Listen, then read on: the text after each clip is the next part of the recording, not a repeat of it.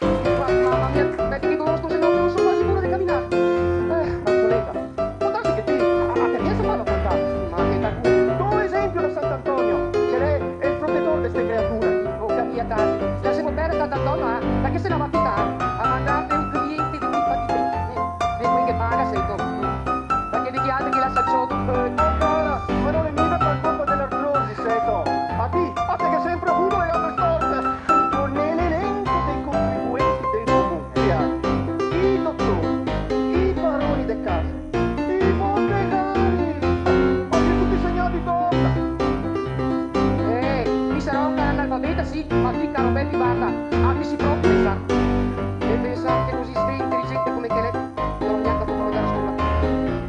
E che invece se hai la testa da portone proprio, ma vatti, testa dura, ma vate pianta il culo.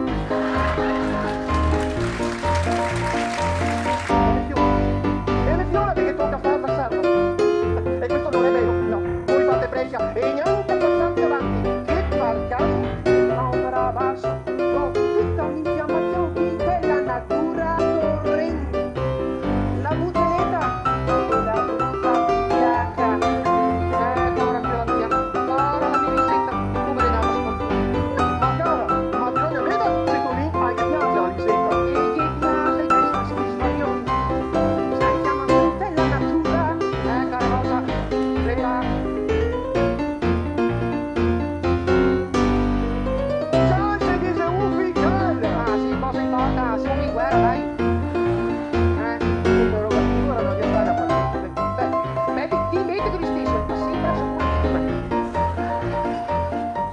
Oh, ma te scrivi da sola. Vedevo come te fai. Dal momento che non mi sai scrivere. Ah, ma che tipo sei studio? Era fissato. No, la so scrivere. Allora, aspetta, dai, poi scrivi. Dai, scrivi che mi vada, non mi intrigo più, basta.